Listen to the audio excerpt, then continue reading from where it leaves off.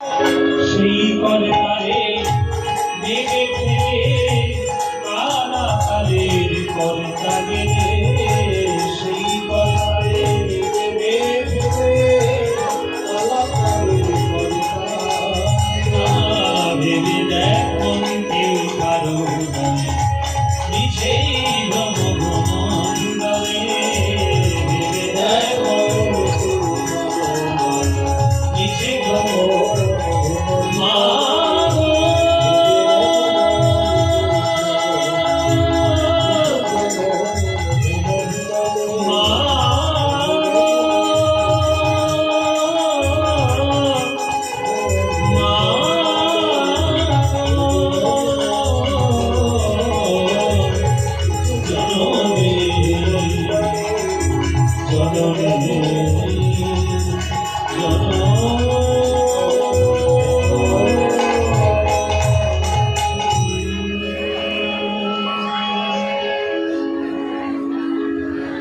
মাকে ডাকলো, যোগ মায়া এসে হাজির হল। বলো গোপাল, কি করতে হবে তোমার জন্য? গোপাল বলছে, মা আজ আমি রাধারানীকে দর্শন দিতে চাই, নাবিক বেশে। এই তুমি আমাকে একটা নৌকা জোগাড় করে দাও আর আমাকে নাবিক বেশে সাজিয়ে দাও। তাই বলো, আচ্ছা গোপাল, আমি যদি তোমাকে একটা নৌকা তৈরি করে দিই, নৌকাটা চালাবে কে? চালাবে কে? আমি চালাবো, আমি নাবিক হব। তখন যোগমায়া বলছো, তুমি যদি হও কান্ডারি, তবে আমি হব দেহ করি। তুমি যদি হও কান্ডারি, আমি হব দেহ করি। আমি ভাসিব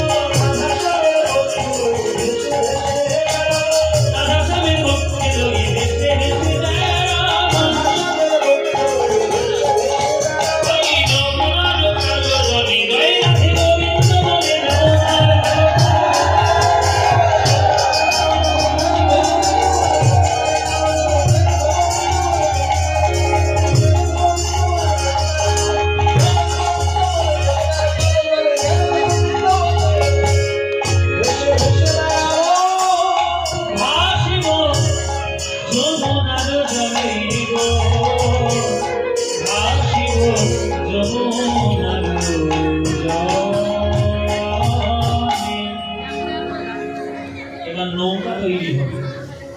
আপনাদের কাছেই নদী যেমন আছে, তারা আপনারা নৌকা দেখেছেন। এখানে নাকি এক সময় বান হতো, বন্যা হতো, এখন কম হয়। হ্যাঁ, কিন্তু নৌকা তো দেখেছেন। ও মেয়েরা, নৌকা দেখেছে? এদের কোনো কাজ নেই। কার বাড়ি কুমড়োর তরকারি হয়েছে, কার বাড়ি পটলের তরকারি হয়েছে, কার ছেলে পালিয়েছে, কোন মেয়ে পালিয়েছে, সেই সব গল্প যত এখানে চলছে। কি করি বলো? আমরা 11 ঘন্টা গাড়ি চালিয়ে এখানে কীর্তন শোনাতে এসেছি, যে আমাদের একটু কীর্তন শোনাবো, এটা শুনবে, আমন্ত্রণ করেছি যখন শোনাবো, এটা শুনবে।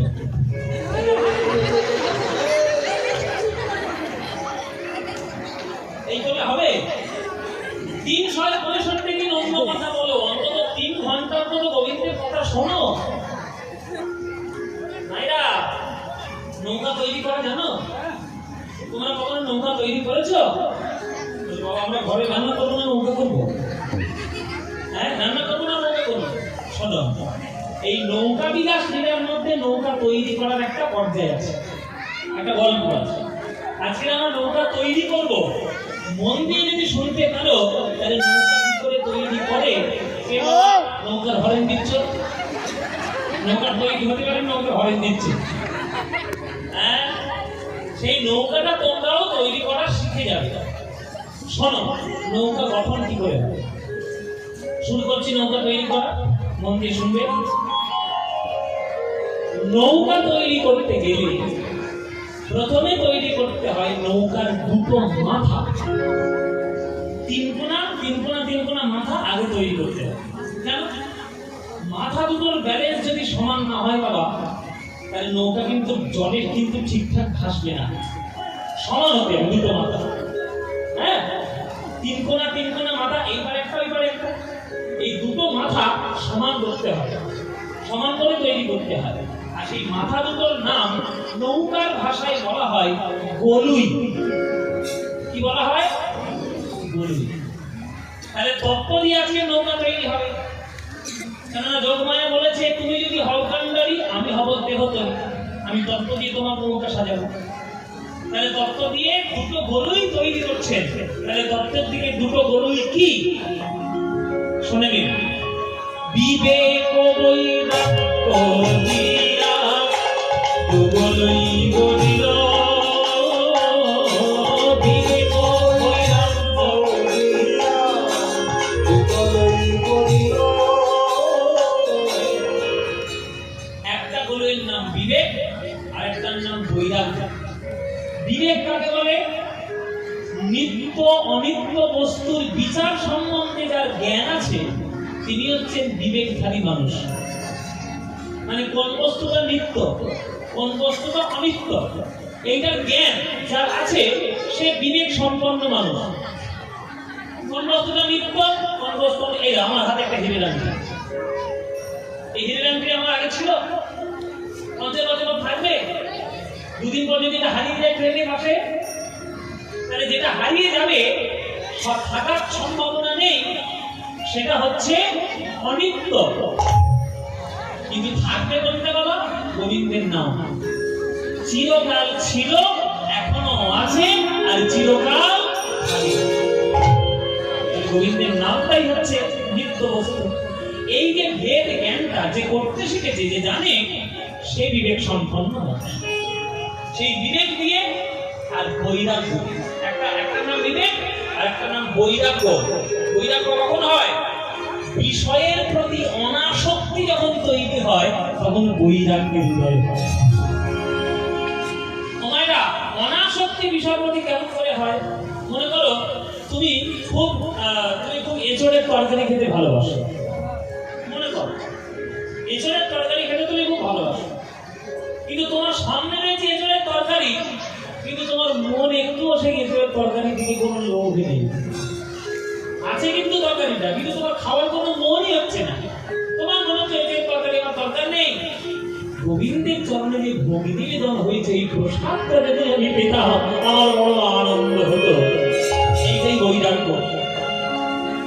যে লোভনীয় বস্তুটা সামনে থাকা সত্ত্বেও তার প্রতি লোভ যদি জাগ্রত না হয়, তখন জানবেন যে আপনার বৈরাগ্যের জন্ম হয়েছে ধীরে ধীরে। এই বিবেক আর বৈরাগ্য দুটো দিয়ে মাথা হলো। তাহলে এদিকে একটা মাথা, এদিকে একটা মাথা, দুটো মাথা হয়ে গেল। এবার এই মাথার মাঝখানে বরাবর এই মাথা পর্যন্ত একটা কাঠ দেওয়া থাকে, সেই কাঠটার নাম হচ্ছে দাঁড়া। কি বললাম মায়েরা? দাঁড়া। যেমন আমাদের শরীরটাকে ধরে রয়েছে কে? শির দ্বারা। মেরুদণ্ড না থাকলে আমরা সোজা হয়ে দাঁড়িয়ে থাকতে পারবো বাবা? সাপের মতো আমরাও দেখে যাবো, তাই না? ওই মেরুদণ্ড আমাদের সোজা চাই। তেমনি নৌকারও একটা মেরুদণ্ড আছে, সেটার নাম হচ্ছে দাঁড়া। আর সেই দাঁড়াটাকে প্রত্যেক দিনে কি বলে? ধৈর্য তাহার উপর দাঁড়া করিল। হরি হরি বল, হরি বল।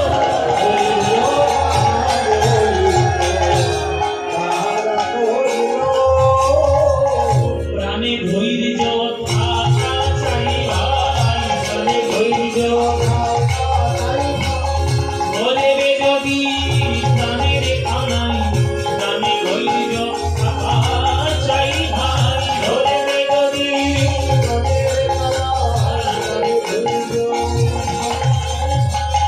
ধৈর্য থাকতে হয় বাবা। আমরা এখন ধৈর্য ধরি না। আর ধৈর্য আমাদের সব থেকে বেশি নষ্ট করেছে মোবাইল।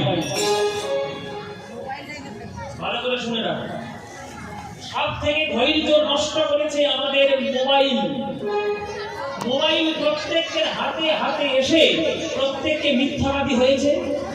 প্রত্যেককে মিথ্যাবাদী আছে ঘরে, বলছে আমি বাজারে ঘুরছি, মিথ্যাবাদী। আর ধৈর্য হয়েছে কম, কেননা 3 ঘন্টা কীর্তন আসরে বসে শোনার মতো মানসিকতা এখনকার দিনে নেই। এখন কীর্তন শুরু হয়েছে, একটু ভালো না লাগলে উঠে গাড়ি চলে গেল।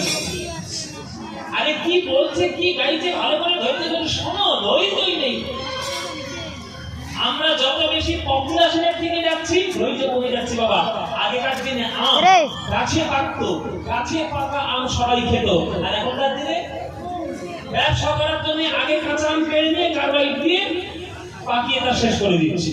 কি হচ্ছে কিনা বাস্তব কথা কিনা? তাহলে আম একটা গাছে পাকা আম আর একটা ওই কারবাইট দিয়ে পাকানো আম, দুটোর মধ্যে আকাশ পাতার পার্থক্য থাকে না? তাহলে আমের যতটুকু সময় দরকার পেকে মিষ্টি হওয়া, তুমি যদি সেই সময়টুকু যদি তাকে না দাও, তাহলে আমটা মিষ্টি হলো, পেকে গেল, কিন্তু স্বাস্থ্যকর কিছুতেই হলো না। তাই তুমি যদি গোবিন্দের জগতে আসো, যদি তুমি সঠিকভাবে ধৈর্য ধারণ করে তার ভজন পূজন করতে না পারো, তাহলে গোবিন্দের পূর্ণ কৃপা তুমি লাভ করতে পারবে না। এই ধৈর্য প্রাণে ধৈর্য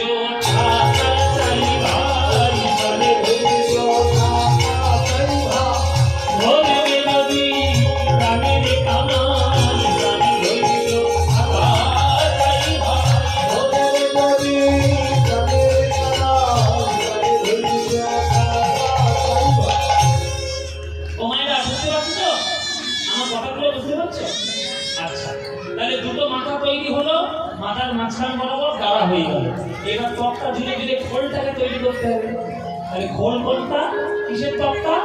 আসক্তির তক্তা আমি তাহাতে জুড়িল, আসক্তির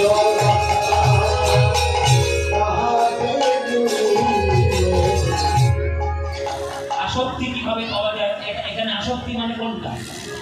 এখানে আসক্তি মানে হচ্ছে গোবিন্দের কৃপা পাওয়ার আসক্তি। গোবিন্দের কৃপা কি এমনি হয়? কৃপা পেতে গেলে সাধনা করতে হবে। তাহলে সাধনা করতে করতে সিঁড়ি নিয়ে উঠতে হবে। তাহলে সিঁড়িগুলো কি কি? চৈতন্য চরিতামৃতে লেখা। হ্যাঁ, কোন ভাবকে কোন জীবের শ্রদ্ধা যদি হয়, গুনুন আপনারা কটা সিঁড়ির পরে আসক্তি আছে, গুনুন।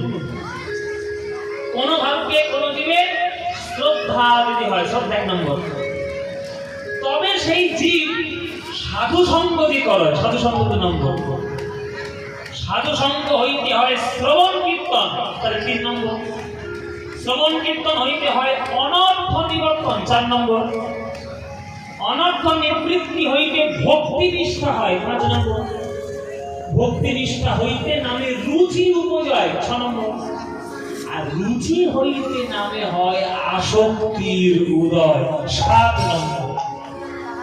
এই 7খানা তক্তা না এলে আসক্তির তক্তা তোমার কাছে আসবে না। শ্রদ্ধা, নাম ভক্তি, প্রেম, জ্ঞান, সাধুসঙ্গ, রুচি, সমস্ত কিছুর পর তবে নামের প্রতি আসক্তি তৈরি হবে। আর আসক্তি পাওয়া গেল, আসক্তির তক্তা আমি তাহাতে জুড়িল, আসক্তির তক্তা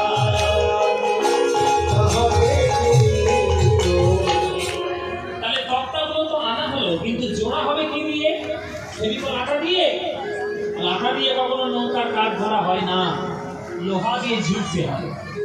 এরকম ইউ আকৃতির মোটা মোটা লোহা পাওয়া যায়, লোহাগুলো ওই তলা থেকে সাজিয়ে দিয়ে মাঝখানে মাঝখানে ফুটো আছে, ওই ফুটোতে ভালো করে ফেলে দিয়ে সেঁকে সেঁকে মেরে মেরে নৌকার কাঠের সঙ্গে লোহা ফিক্স করে দেওয়া হয়।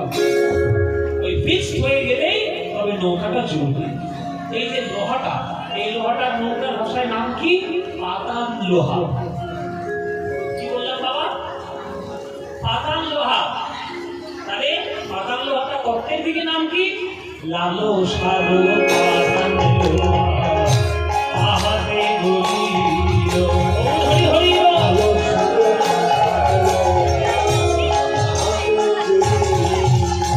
আমার লালো সারো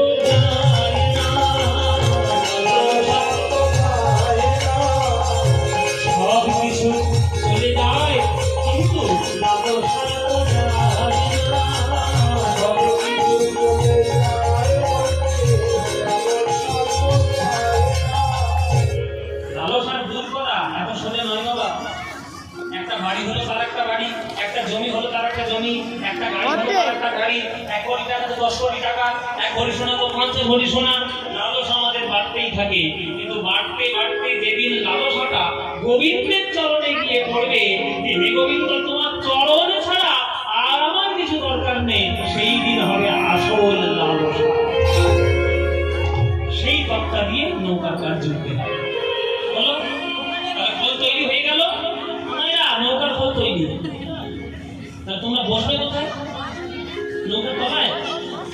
তলায় বসতে পারবে না, ওখানে জল আছে, ভারসাম্য রক্ষার জন্য জল রাখতে হয়। তাহলে বসবে কোথায়? নৌকার মাঝখান বরাবর, চওড়া বরাবর 9খানা মোটা মোটা কাঠ দেওয়া থাকে, আর সেই কাঠের উপর বাঁশের চেটি, বাঁশ অর্ধেক করে কেটে তক্তা বানিয়ে, চেটো বানিয়ে ওইখানে একটা বসার মতো জায়গা করে দেওয়া। এই যে নৌকার আর বরাবর 9টা কাঠ থাকে, এগুলোকে বলা হয় গুড়া, নৌকা বিলাস। কি বলা হয়? গুড়া। তাহলে তত্ত্বের দিকে গুড়া কটা? 9টা। 9টা গুড়া কি কি? নববিধা ভক্তি বিনা নৈতি গুড়া দিল, নববিধা ভক্তি বিনা নৈতি গুড়া দিল, নববিধা ভক্তি, নববিধা ভক্তি, কৃষ্ণ প্রেমে ঘরে শক্তি, নববিধা ভক্তি, কৃষ্ণ প্রেমে ঘরে শক্তি, নববিধা ভক্তি। নববিধা ভক্তি কি কি? শরণাম কীর্তনম কৃষ্ণ শরণম, পাদ সেবনম অর্চনম মন্ডনম, স্বক্ষণ দাসম আত্মনিবেদনম। মানে ভক্তি। তাহলে ভক্তির উপরে বসে আছে ভক্তি নৌকায়, তত্ত্ব নৌকায় পারতে পারবে। এবার নৌকাটা চলবে কি করে? আগেকার দিনে তো মেশিন ছিল না যে জল মেশিন দিয়ে তুমি নৌকা চালাবে। আগেকার দিনে হাল বেয়ে, মানে ওই পাল খাটিয়ে হাল বাইতে বাইতে নিয়ে নৌকা যেতে হতো, নৌকার হাল। এবার সেই পালটা খাটাতে গেলে নৌকার উপর একটা মাস্তুল দণ্ড খাটাতে হতো, মানে মোটা একটা ঘাট বেঁধে সোজা করে দেওয়া হতো। ওইটার উপরে পালটা খাটিয়ে দিলে তবে হাওয়ায় ধাক্কা দিয়ে দিয়ে নৌকাতে যাবে। তাহলে মাস্তুলের তত্ত্বের কি? সরল সুবুদ্ধি দিয়া মাস্তুল করিল, সরল সুবুদ্ধি দিয়া মাস্তুল করিল, সরলতা থাকা চাই, সরলতা থাকা চাই, ধরবে যদি মাথা। কৃষ্ণ কোনদিন সোজা ছিল? কৃষ্ণ ছিল কাল বাঁকা। আমার কথা বিশ্বাস না হলে আমার সামনে কৃষ্ণের মূর্তি আছে, দেখে নাও, দেখে নাও কৃষ্ণ মূর্তিটা সোজা না বাঁকা? না বাবা, বাঁকা। পা একদিকে বাঁকা, কোমর একদিকে বাঁকা, আর একদিকে বাঁকা, তাহলে বাঁকা। তাহলে বাঁকা কৃষ্ণকে যদি তুমি পেতে চাও, সহজ সরল দণ্ড পিঠে বেঁধে সরলতার পথে ছুটে চলো। সরল সুবুদ্ধি দিয়া মাস্তুল করিল, সরল সুবুদ্ধি দিয়া মাস্তুল করিল, সরলতা থাকা চাই, সরলতা থাকা চাই, ধরবে যদি মাথা কানাই, সরলতা থাকা চাই, ধরবে যদি মাথা কানাই, সরলতা থাকা চাই। জঙ্গলে 2 ধরনের গাছ পাওয়া যায়, একটা বাঁকা বাঁকা গাছ, একটা সোজা সোজা গাছ। বাঁকা বাঁকা গাছগুলো কোন কাজে লাগে? একটাই কাজে লাগে। কি কাজে লাগে মায়েরা? জ্বালানির কাজে, জ্বলতে কাজে লাগে, চিতার কাঠে জ্বলতে কাজে লাগে। আর যেগুলো সোজা সোজা গাছ হয় অনেক কাজে লাগে। আর সবপত্র তৈরি হয়, প্লাইউড তৈরি হয়, খাট বিছানা হয়, হ্যাঁ, কত দামি দামি জিনিস তৈরি হয়। তাহলে সরলতা তুমি যদি করতে পারো, তাহলে জগতে তুমি কাজে লাগবে। আর তুমি ওই বাঁকা গাছের মতো মনের মধ্যে সারা জীবন জটিলতা কুটিলতা পেঁচিয়ে পেঁচিয়ে গেলে তোমরাও একটাই কাজে লাগবে, মরে গেলে চিতায় জ্বলতে কাজে লাগবে, মরে গেলে চিতায় জ্বলতে কাজে লাগবে। দেখবে অনেক মানুষ আছে শুধু পেঁয়াজ কষ্ট, ভালো না, এই ভালো না, ওই ভালো না, মানে সে সারা জীবন শুধু নিন্দাই করে, তার কাছে কেউ ভালো হতে পারলো না। তাকে কি হবে? ওই একটাই কাজে লাগবে, জ্বলতে কাজে লাগবে, চিতার কাজে জ্বলতে। সরলতা থাকা চাই, সরলতা থাকা চাই, ও ধরে যদি বাঁকা কানাই, সরলতা থাকা চাই, ধরে যদি বাঁকা কানাই, সরলতা থাকা চাই। তাহলে মাস্তুল খাটানো হলো সরলতা। এবার পাল খাটাবো। পাল্টাতে হবে। পাল্টা কি তত্ত্বের দিকে? রাধা নামের মনখানি উড়াইয়া দিল, যমুনার কালো জলে ভাসিতে লাগিল।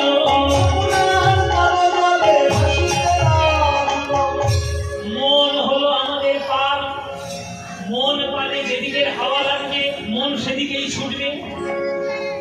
কি বাবারা, আজকে আপনাদের কীর্তন শোনার মন হয়েছে, তাই আপনারা কীর্তনের আসরে এসেছেন। কারণ যদি মন হয় কাঁচা বাদাম ভাজা বাদাম গান শুনতে যাবো, সে সেদিকেই যাবে। হ্যাঁ, কারণ যদি মন চায় সিনেমা সিরিয়াল দেখবো, সে সেদিকেই যাবে।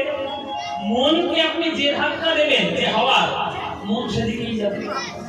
তাই মন যাতে কৃষ্ণ চরণে সবসময় হাওয়া লাগিয়ে যায়, মন হচ্ছে পাল, ওই মন পালটাকে বাঁধতে হয়, দড়ি দিয়ে